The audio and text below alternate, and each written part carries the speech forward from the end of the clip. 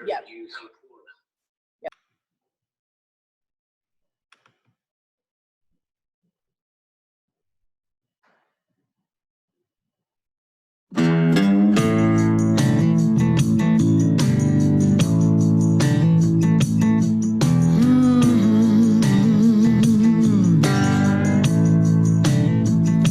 Sky above, earth below, fire within me, this I know.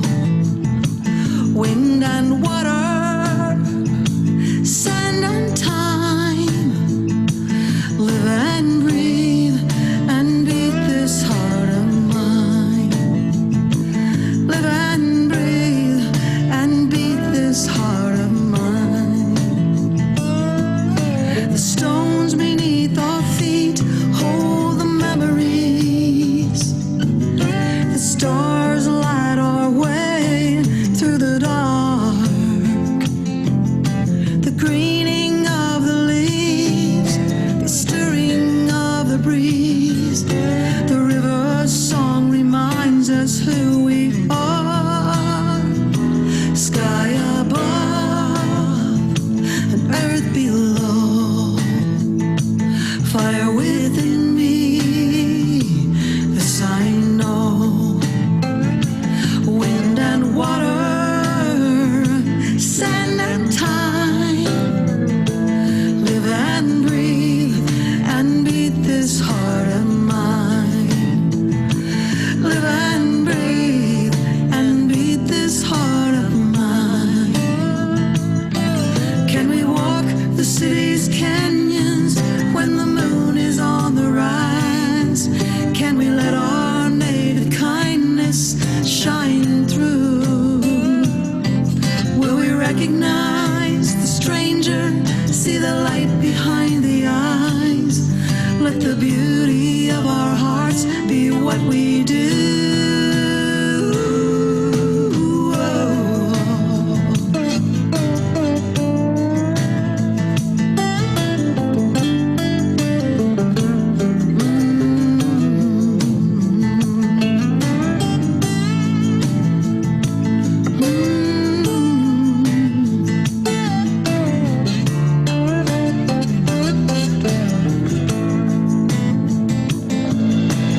Angels and ancestors are watching over me. We're a chain of survivors breaking free. I call on those who've come before and those who yet to be. And I believe that they believe in me. Sky above and earth below, a fire within me, this I know. Wind and water, sand and time, live and breathe and beat this heart of mine. Live and breathe and beat this heart of mine. Live and breathe.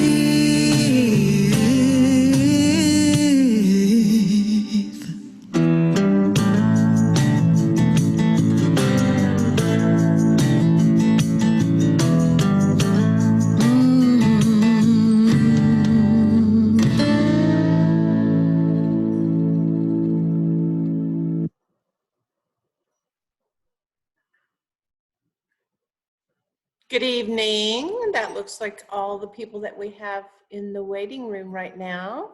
So we will go ahead and get started with Metaphysical Monday. Good evening, Dave Hi there. and Mark and Gayleen. I like that song. You're going to hear it again then. Thanks, It was Dave. Jan Garrett.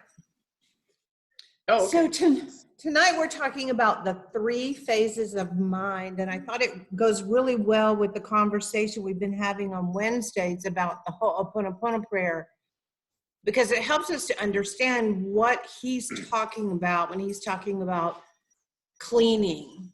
And he's talking about that subconscious mind that he's cleaning. So the three phases of mind are subconscious, conscious, and superconscious. And you've probably heard these phrases before, but according to the revealing word, the metaphysical meaning of consciousness, which encompasses all of these three phases of mind, is the sense of awareness or of knowing, a knowledge or realization of any idea, object, or condition, just our awareness to it, the sum total of all ideas accumulated in and affecting man's present being. So everything that's accumulated in and affecting man's present being, the composite of ideas, thoughts, emotions, sensations, knowledge, all of this makes up the conscious, subconscious, and superconscious phases of mind. And it includes all that man is aware of, spirit, soul, and body. And if you remember when we had the conversation about spirit, soul, and body, soul is the conscious and the subconscious mind of each individual expressing as the soul. And it goes on to say it's very important to understand the importance of our consciousness in spiritual growth. Divine ideas must be incorporated into our consciousness before they can mean anything to us. An intellectual concept does not suffice. This is our fifth unity principle. An intellectual concept does not suffice. To be satisfied with an intellectual understanding leaves us subject to sin or error thought. If we're just making it something that we understand in our mind only, or just intellectually only, and it leads us to error thought, sickness, poverty, and even death. And that's basically by closing ourselves off from the understanding of who we truly are. So to assure continuity of spirit, soul, and body as a whole, we must ever seek, always, ever, unendingly seek to incorporate divine ideas into our mind.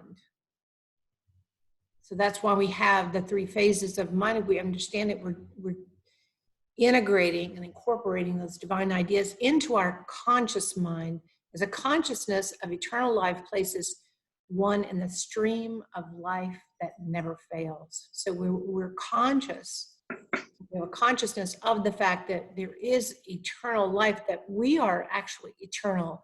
We've had no beginning and we have no end. And just because we're in bodies at this point, that's not all that we are. We're infinite. And when we can really understand that and begin to incorporate the three phases of mind, then we really get into what we call the flow. And they say stream of life here. So when we look at the conscious mind, the mind that makes one know of one's mental operations, these are words from, the turn of the century. So when we have the awareness of our mental operations, our states of consciousness, when we can understand when we're having a subconscious reaction or a conscious, making a conscious choice, but that phase of mind in which one actively is aware of one's thoughts is our conscious mind. Like in this moment, I'm looking at my computer, I'm sitting in a chair, I'm wearing a white shirt, I'm conscious of what's going on around me. The mind through which the man establishes his identity, because my hair is straight and I'm sitting here and I look like this. This is from the revealing word. So we're conscious, you have a very clear understanding of what your conscious mind is, I'm sure. And many people automatically, most persons, it says here, most persons automatically mean conscious self-awareness and awareness of one's thoughts when they use the word mind.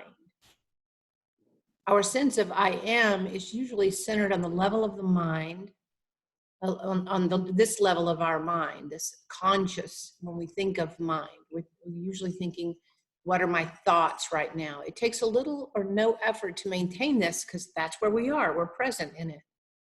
But it does take effort to become aware of other levels of mind. And it often takes great effort to raise our sense of I am to higher levels of mind. The conscious level of mind is the most familiar to us, and it is where we feel most normal or at home, because that's what we're familiar with. That's what people tell us is our quote unquote reality, this conscious experience that I'm having not right in front of me. Like I said, my computer, my book, my phone, what I'm wearing, where I'm sitting in my home. But the subconscious mind, and most people are aware of this, you have enough understanding of psychology to understand subconscious mind is that vast, and according to Keep a True Lent, which was written by Charles Fillmore, the subconscious mind is the vast silent realm that lies back of the conscious mind and between it and the superconscious mind. To one who does not understand its nature and its office, it is the great gulf fixed between his present state and the attainment of his highest desires, his good. So what he's saying is, subconscious mind is lying back there. That's our memories, our experiences. Sometimes it's in our DNA. We have experiences of our ancestors that can actually epigenetically affect our DNA. It can be part of who we are and affect our subconscious mind. It's more complex than just when I was a child and my brother took my doll and shot it with a BB gun or something like that, where those things are sort of waiting there silently and they creep up. And anytime we're having a reaction to a moment where we feel like, oh, I'm really offended, or I'm really, annoyed, or I'm really having some kind of disharmonious emotion, there's usually something happening in the subconscious mind that's triggering us. The subconscious realm of mind is the realm that contains all the past thoughts. First we think consciously, and this thought becomes subconscious, because when we think a thought over and over and over consciously, it becomes a subconscious thought over time, carrying on its work of building up or tearing down according to its character. This is why we use denials and affirmations, because we deny the power of whatever that subconscious thought is over us, and then we choose an affirming thought. We're reconditioning that subconscious mind, which has an effect on our conscious mind. The subconscious mind cannot take the initiative, but depends on the conscious mind for direction. When one is quickened of spirit, one's true thoughts are set to work, and the subconscious states of error are broken up and dissolved. In one's daily silence and communion with God, thoughts from the subconscious mind come to the conscious realm of mind to be forgiven and redeemed. We've had a lot of conversations recently about forgiving, and when we can allow ourselves to become aware of error thoughts, and we can release them, we can forgive ourselves for having them, or forgive our parents for planting them, or our siblings for giving us experiences, we can transform who we are. And I think most of us have had some of those experiences in our life, but they're not isolated, and they're not miracles, and they're not rare. What's rare is for us to put the work in and the conscious effort to change the subconscious mind so that we can be free of that. But this was from Adam's Smashing Power of Mind, which is a book by Charles Fillmore. So the superconscious mind, superconsciousness, is the goal towards which humanity is working. Regardless of appearances, there's an upward trend continually active throughout all creation. The superconscious mind is the realm of divine ideas. And if you are a meditator, you know this, you've experienced it. You know that you spend your time in silence and meditation, and you come out of that time with an urge to do something or to create or to have a conversation, to move forward in the direction of divine ideas. You have inspirations, and they can be extremely subtle. And sometimes it might be that your inspiration is, I haven't been to Starbucks in a long time. I think I'll go through there. But then when you go to Starbucks, then you have an interaction and you think, oh, that interaction was really just what I needed to have today. I needed to hear those comments. Maybe I overheard someone else's conversation, but my inspiration to go to Starbucks seemed so benign and unimportant. Yet when I did, I heard the answer to the question that I took into my meditation before I even went in. So the super consciousness is the realm of divine ideas. Its character is impersonal. Impersonal. It's not good or bad. We talked about this in our discussions on good and evil. It's absolute. The character of super consciousness is absolute. There's no good, there's no bad, there's no evil, there's no sin, there's no devil. It is therefore has no personal ambitions. It knows no condemnation. It's always pure, innocent, loving, and obedient to the call of God, which the call of God in this reference is not some man sitting on a cloud. This is that call of that absolute within you, aligned to the perfection of the universe. So that's always calling you forward to your highest and best, and to contribute to the highest and best for others. So the superconscious mind lifts up or regenerates both the subconscious and the conscious, transforming them to the true image and likeness of God. And again, this image and likeness of God is so subjective. God as absolute, not God as created by man. God as substance, God as universal truth. The conscious mind must be faithful during this transformation. It must look ever to the subconscious for all the direction and instruction. And it can, of itself, do nothing with assurance. Because the spirit of wisdom rests in the superconscious. So the conscious mind is the one that phase of our mind that takes us, okay, I'm committed, I'm going to sit for my meditation, I'm going to spend my time, I'm going to notice, I'm going to pay attention to these feelings of disharmony, I'm going to ask what's the source of that, I'm going to affirm, I'm going to know that I can release that. It's the feeling is uncomfortable because it's not in alignment with my superconscious mind, but I can make a conscious effort to transform it, therefore giving more room and more life to that which is divine, an expression of the superconscious mind. The superconsciousness has been perceived by the spiritually wise in every age, but they have not known how to externalize it and to make it an abiding state of consciousness. Jesus accomplished this, and his method is worthy of our adoption, because as far as we know, it is the only method that has been successful. It is set forth in the New Testament, and whosoever adopts the life of purity and love and power there exemplifies in the experiences of Jesus of Nazareth will in due course attain the place that he attained.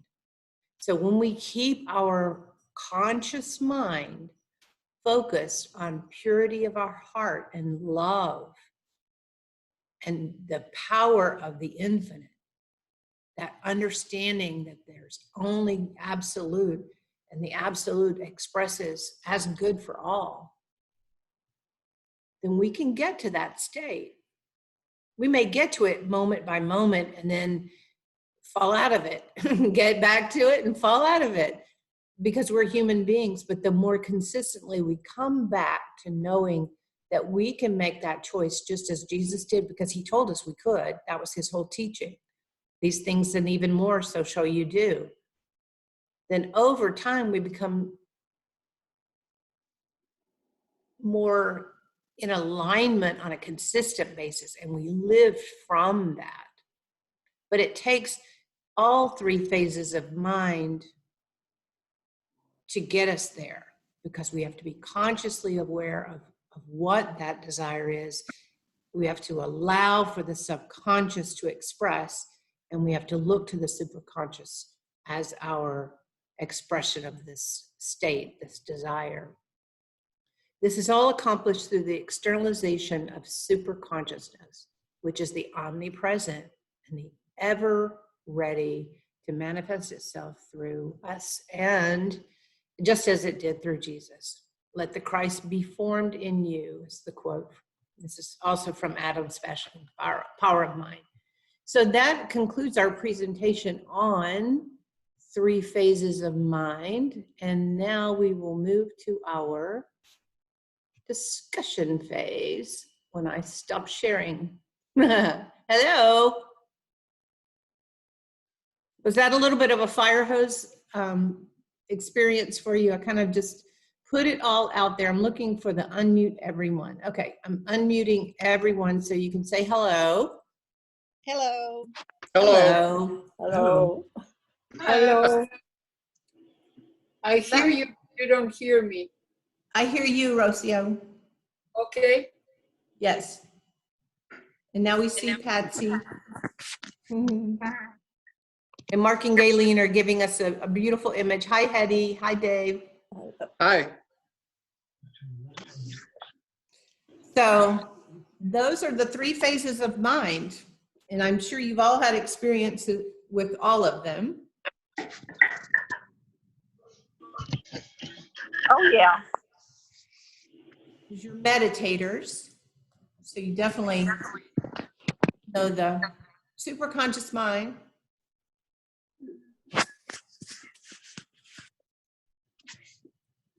And we tend to think of the subconscious mind as being those things that are triggering us. And I said that several times, that, maybe it's something that bothered you, or you're having a disharmonious feeling. But the subconscious mind can also bring you happy thoughts and joyful remembrances. And it, over time, especially as you let go of those that are irritating, and you move more into the superconscious alignment, your subconscious is recording all that as well. And that becomes your new state. Enlightened. People do use that word.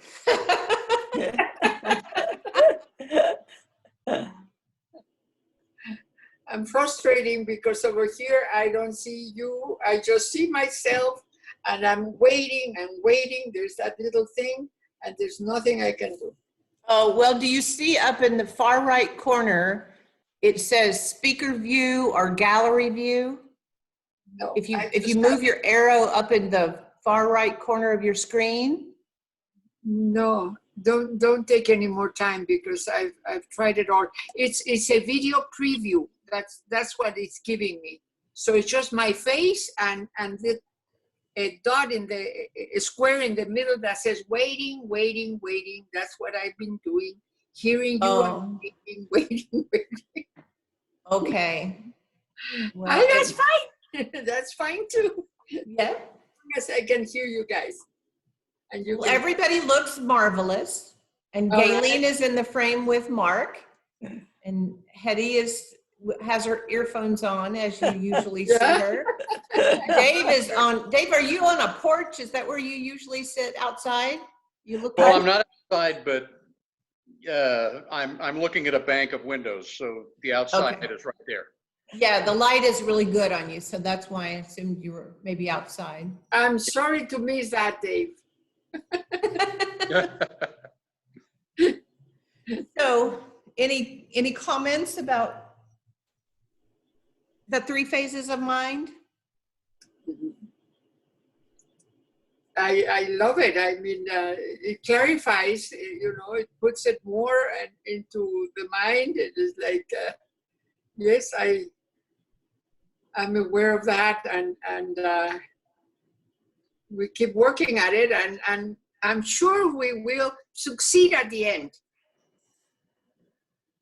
I think we succeed in small increments all the time, because we become more aware, and as we become more aware, then we can make a different choice that makes our heart feel more alive and more in tune. And it happens more often than not. That's where I see the advance. It's like, well, I'm a bit better, because it's getting, I get the hints, I get the awareness, I get to be able to do it sometimes, but much more than before.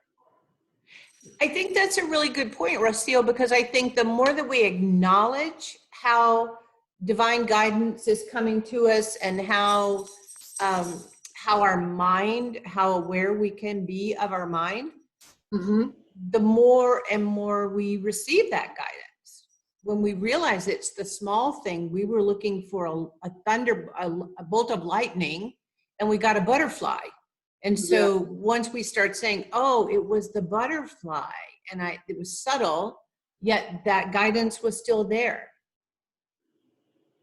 Yes. Then it becomes more and more normal for us as part of our daily life to say, oh yeah, I'm comfortable with following that guidance, because I know that if I just trust and lean into it, that it comes. Yes. I have a question. A lady that I know back from the Woodlands, she basically spent 24/7 trying to stay in that consciousness connected with God, which in return of that, she didn't really do much of anything else as far as living life on a day-to-day basis, getting out and enjoying life and things. My question is, how can there be a happy balance between the two of enjoying your life here on earth, having fun, and enjoying the human element, but yet trying to also stay in that consciousness? That's a really good question, Patsy, because I think that's the whole point, is for us to live our life from that consciousness. And living our life means getting out, being in the world, but not of the world. Right.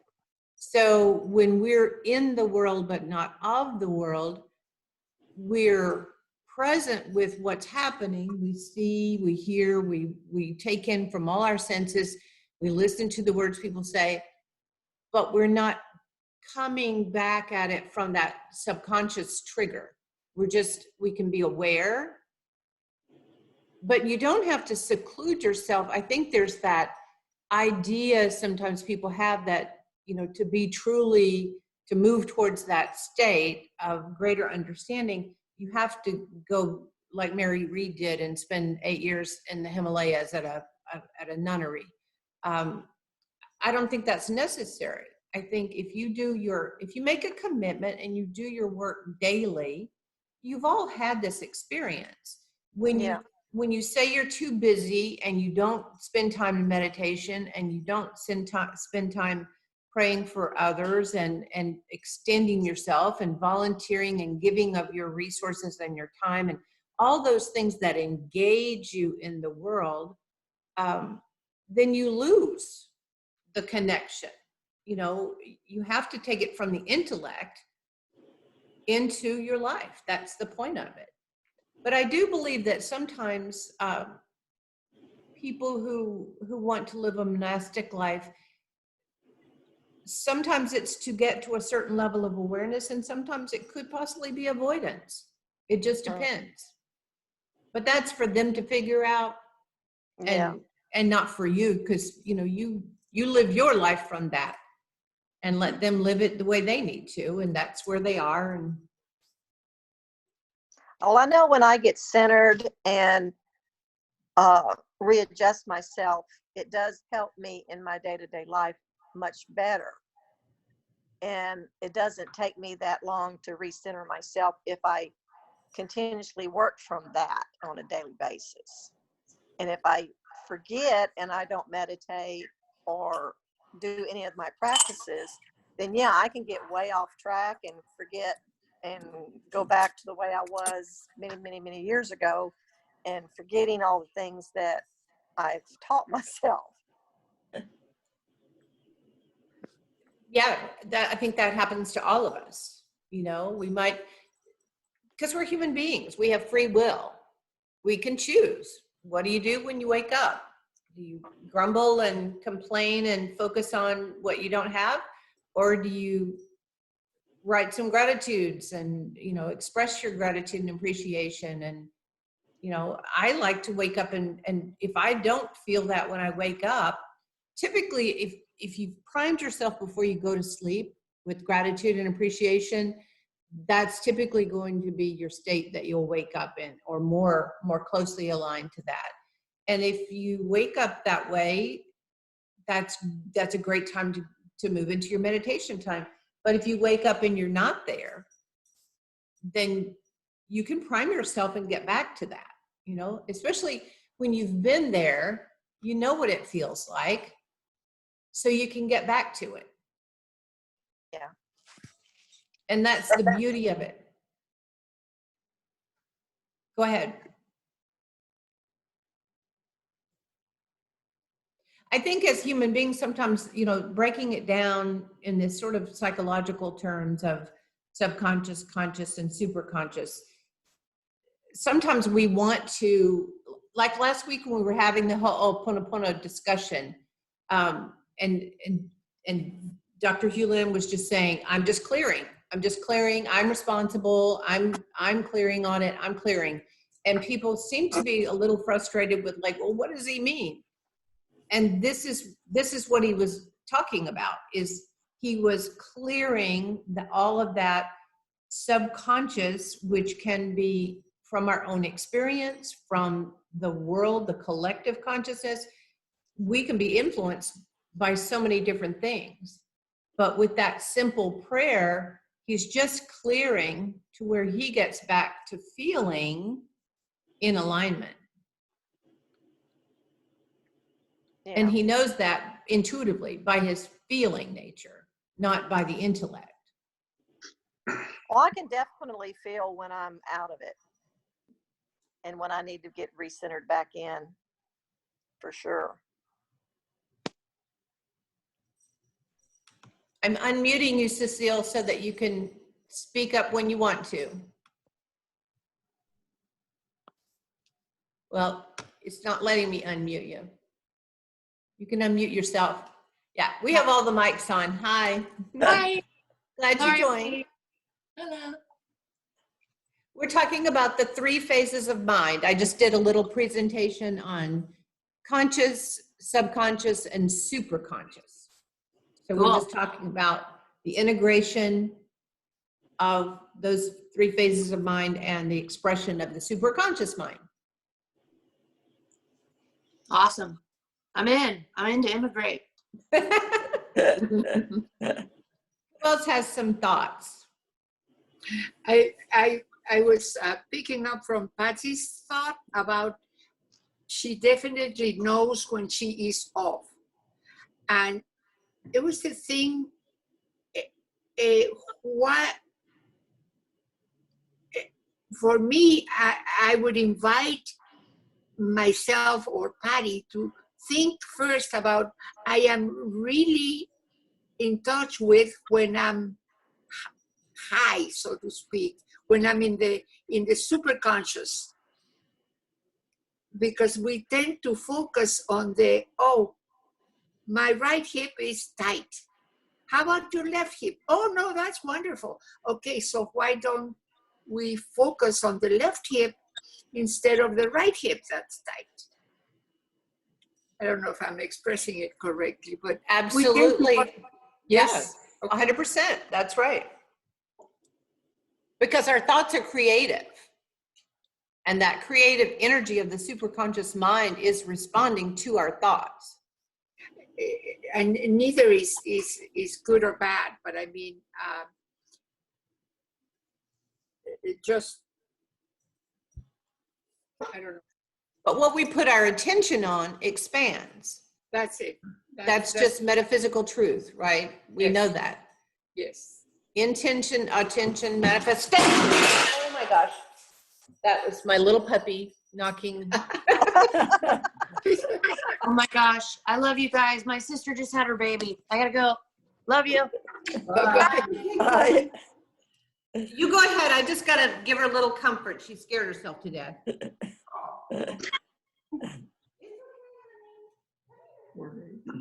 I've heard an expression before. Sometimes people can be so spiritual they're no earthly good.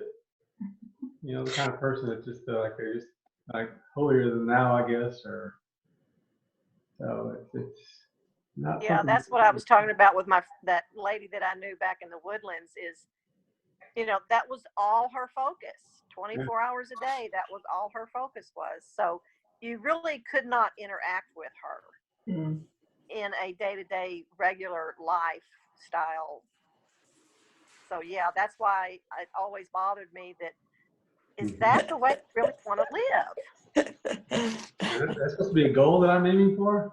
Yeah, I thought that's not what I'm trying for at all. Find that happy medium. Right. Yeah, to me, it's kind of like I get into that state, but then I can interact with other people, but I feel like I am in a bubble, so to speak, where I am interacting with other people, but I'm in my own self, I guess, where I'm not really actually allowing them to affect me with their drama and stuff.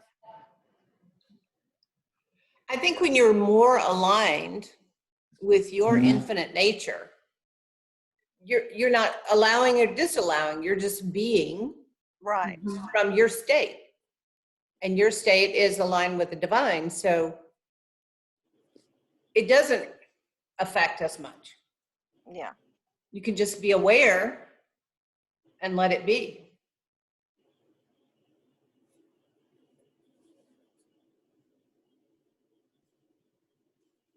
I think it's a good exercise to be aware of what phase of mind we're expressing through at any given time. Excuse me. Yes, no? Yes, yes, yes, yes. Oh, definitely, I agree. Big yes. Because I love it when I go take a walk by the river and I'm just absorbed in nature and I'm looking at the wildflowers and I'm just slowing down and a hawk is gliding above me. I know I'm connected to my superconscious mind. I am in the flow. I'm in that moment. It could be 5 minutes or 5 hours and feel the same. Mm-hmm. Yes. To me, that's just, it's so replenishing. Well, that's one of the things I do first thing in the morning and last thing at night also. I didn't think about it, but I do. And that is, I open the door and I go outside and just soak it in for 5 or 10 minutes, the outside environment, and that calms me down, and that connects me so I can sleep. And in the morning when I wake up, it aligns me for the rest of the day.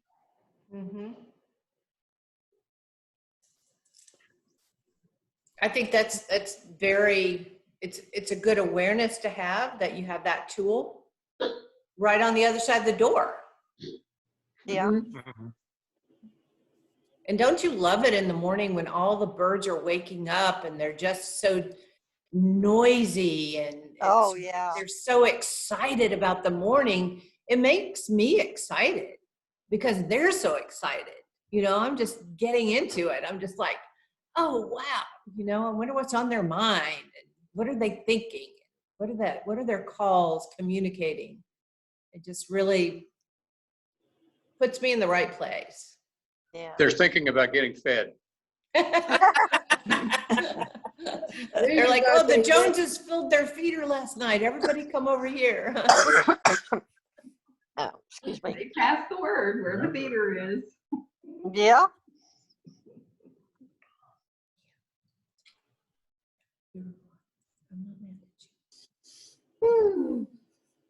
I know I can be over analytical sometimes, but the comment that's in my mind is that we always communicate to the conscious mind, but then what is it we're focusing on? If it's subconscious, it's going to be all of your fears and all the tapes that you have from the past. Whereas if you can focus on the super consciousness and allow that to flow through you, and that's really kind of, I guess that's our goal, our aim in pursuing a spiritual path is to get away from all those tapes of the past and actually be able to express the fullness of And just accept them. You know, just the more you accept them, the less power they have, because what you resist persists. So if you just accept, you know, sometimes I do overreact, and I overreact less when I've done my morning meditation.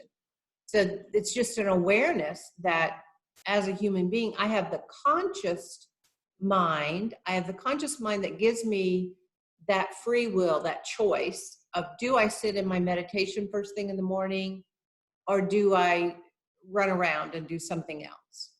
So then I have the awareness throughout the day of, you know, if I did do that, how's my day going? And am I expressing, like you say, yes, in my personal experience, my life is more harmonious the more I'm aware of that superconscious experience. So that's what I want to do. And so that's my personal choice. And everybody has to, you know, from their individual experience, decide. Is Rosia okay? Well, she's probably just listening because she doesn't have a visual Me? of everyone. I'm sorry. No, I am listening. Yes. Oh, okay. Yes. She was worried because you covered your eyes. It's okay. Oh, so you're seeing me? My Yes, we eyes see are- you. Oh my God. I was just concerned. No, the allergies, my eyes get dry, and so I have to protect them a little bit. They get dry. But I love these conversations, and there's always something that reaffirms what you know or you didn't know or whatever, or it's put in a way that it's more goes deeper, or it's just wonderful to be together. We're very, very blessed to be together this way. It is. I think that's a really good point, Rocio. It's important to get together with like-minded people and to share with one another so that we all understand we're on the same path. We have the same challenges. We don't all make the same choices because we're individuals and we're human beings and we're the personalities, but we're also the individual expression of God. We're the individuality. Yeah. So we can live more in our personality through expressing unawareness, or we can live through our individuality, our individual expression of God that we are. Yes. But we get to choose. Yes. That's the blessing and the curse. Cause and effect, always at work.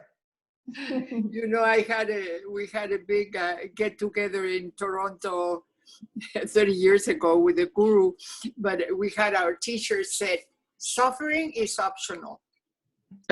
So it was a constant reminder, you know, if you're Yeah. suffering, you can choose not to. Yeah, just like you were talking about with the hip, right? Pain Yeah. pain is a given. We're going to have physical pain, mental pain, emotional pain. It's going to happen. We're going to have disharmony. Suffering from it is yes, there's a certain amount of suffering that's going to happen with extreme pain, but where we put our attention really makes all the difference. If we put our attention on the good, like you said, the good hip. Some of you know I have a titanium hip, and I've had it for over a decade. But when they came in one night to take me, into the bathroom for the first time, the guy said, which is your bad hip? I said, I don't have a bad hip. I have a brand new hip. Like, oh, okay. I said, but thank you for asking. But it's all how we look at it. Yes, and how we language it, how we put it into words, you know. Mm-hmm. And words have power. They're a creative force. Yeah, Well, do we want to spend a little time in meditation? I do. Sure. May I read something first? Absolutely.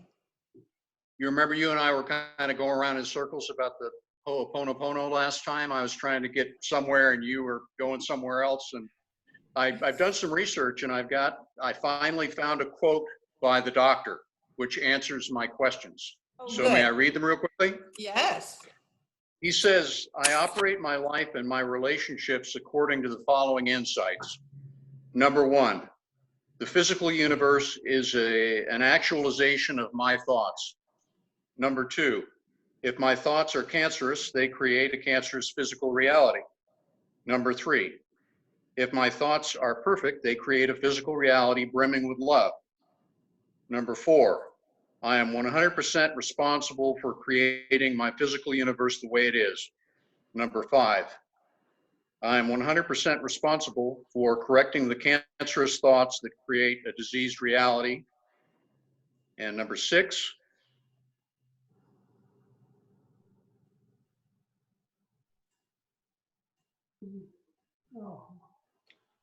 What was number 6, Dave? You froze. there's no such thing as out there. Everything exists as thoughts in my mind. Yeah, 100% aligned with unity and metaphysics and everything we teach. Yep. So very powerful stuff, and I use that prayer a lot. So we'll be talking about it again this Wednesday. We'll watch a little bit more and have a little bit more discussion. I've also been watching. I have the DVD of the No Limits, which is a book that Zero limits. Zero Limits. Yeah. Zero limits. And I've been watching some of that as well. But I'm also having a conversation. I haven't gotten anything confirmed with the Kabbalah sitter in Los Angeles yet, but they're having conversations amongst the teachers about who might join us on a Wisdom Wednesday. So that'll be great. Thanks for sharing that, Dave. You're welcome. Well, that sort of answered my question. I was really kind of trying to figure out where he was coming from. And, the snippets that we saw just really made me more curious about where he was coming from. So I was really glad to run across that, because that gave me a good idea of where he's coming from. Yeah, and he did explain a little bit more of that the first week, but he doesn't say much. He doesn't. No. I mean, that's a lot more detail than he gives. That might have been a compilation somehow, because that's usually his answers are very, very brief and don't elaborate. It was actually a reply to a letter. So he had a good feel for what it was that he needed to address if he was going to do it. So that's how. But it was not easy to find because he doesn't get it. You're right. He doesn't get into detail much. No, not a whole lot. You're a good researcher, Dave. Oh, thank you. Okay. Now I'm ready for meditation. Okay, good. I'm glad. I'm glad you shared that. So let's just sit back in our chairs. Uncross your feet and your hands.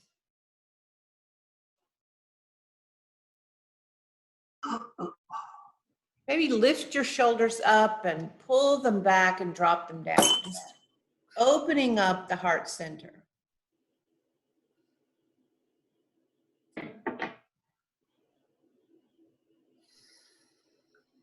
Just allowing ourselves to become still.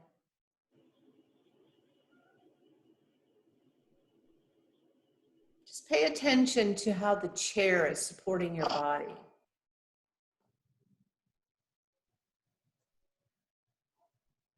Let the full weight of your body be on the chair.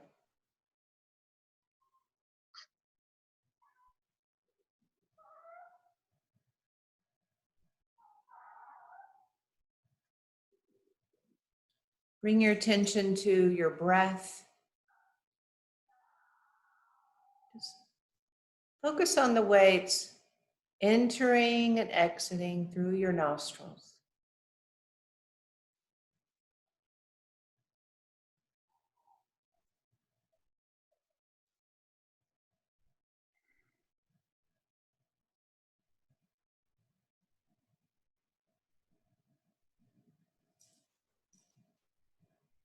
See if you can find the gap between the breath.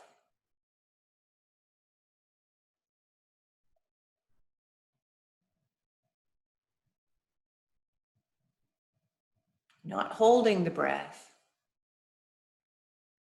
Just noticing that slight transition between breathing in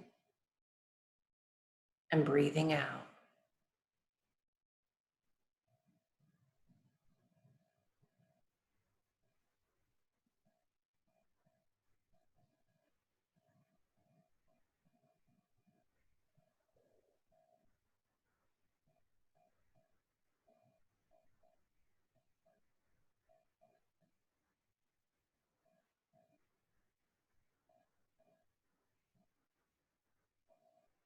Follow the breath as it moves within.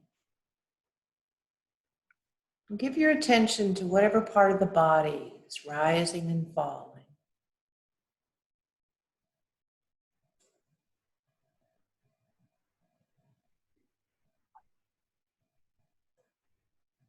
Maybe your chest.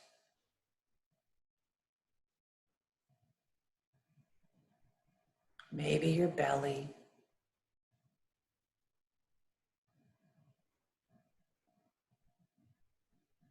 Simply rising and falling.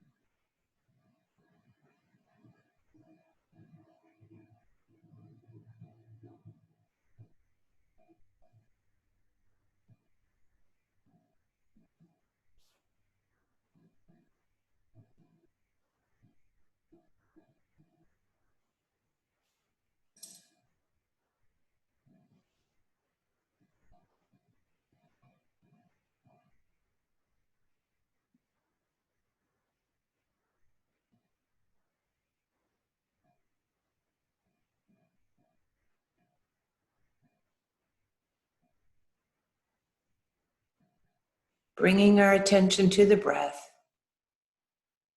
gives us a moment to simply be present.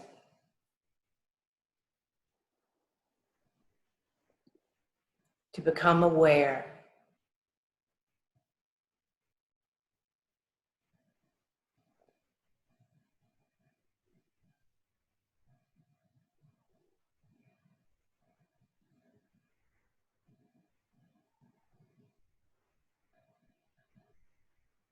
If you're having thoughts drifting through your mind, just accept the thoughts.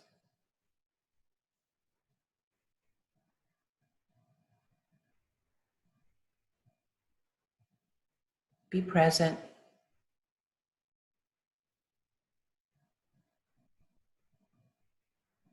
And simply allow.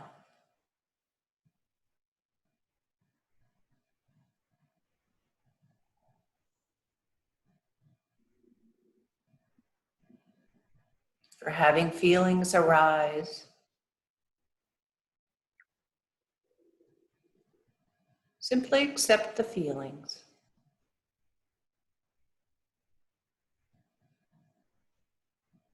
Be aware. Be present.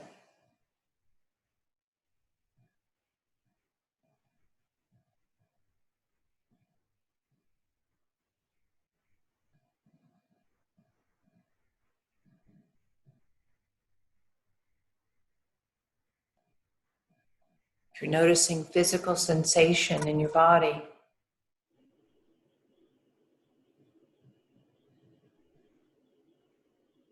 simply accept it.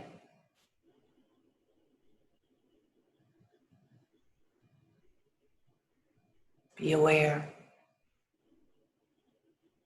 and be present with it.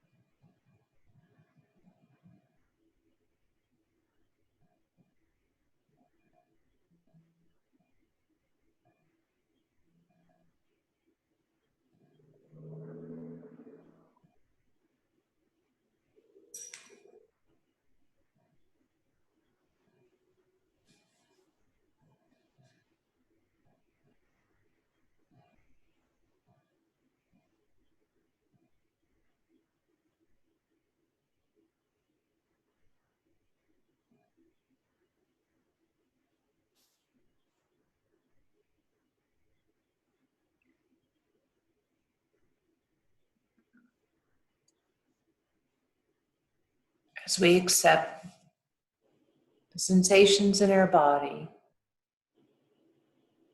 the emotions that arise, and the thoughts that pass through our mind,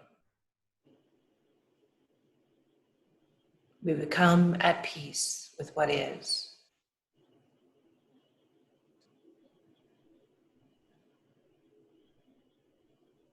We allow ourselves to connect, undistracted and fully present with the absolute, with the divine, with that universal awareness of love alive in each and every one of us.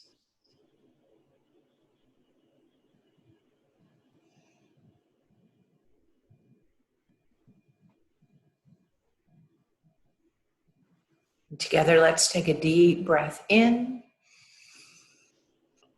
and slowly release. With that breath, we bring our attention back to this place and this time. Fully present, fully aware, and fully engaged with the absolute expressing as each and every one of us. We're just so grateful.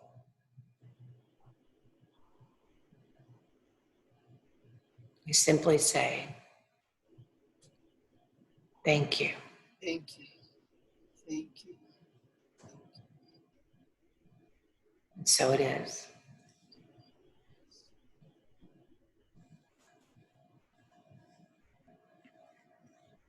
All right, loves. Have a good rest of your evening. We have a guest speaker on Sunday. Thank you. Yeah. We're going to have a guest speaker on Sunday. So Paul's going to do kind of like Freebo and Rudy Harst and different ones that sing some songs and bridge it together with stories. So, yeah, that will be fun. You missed the concert last night. You had your pajama jam last night? Oh, yeah, that was Karen Drucker. Yeah. Sorry. Yeah, they're doing a few of those. So just, I had Mandy post it so that if you want to listen to some positive music, you know, it's always fun to listen because they're good musicians. Actually, I'm going to have, while I can right now, a lot of the posi music artists that we listen to their songs, they're available to come in by Zoom. You know, we couldn't get them if we had to pay their expenses. But we'll start having in May and June quite a few different varieties of folks coming in from across the country. So not Karen Drucker, but David Roth and Glenn Rothbell and just a whole bunch of different ones. So Patsy's dog just barked. There we go. My little sweetie just sat here. She loves meditation. This is the perfect dog for me. She just gets so still when we meditate. Saturday, we did, I don't know how many different group meditations online with different groups. One of them was 2 million people in 141 countries. It was so powerful. And she just sat there. And then we would play in between and she would get, you know, like she was doing earlier, she was just playing. She just hung herself on a CD player's cord and scared herself. So then she had to go hide. Mm-hmm. Anyway, have a good evening. Bye from Carly. Good night, everybody. Bye. Good night. Night. And thank you. Thank you. Thank you. Love you all.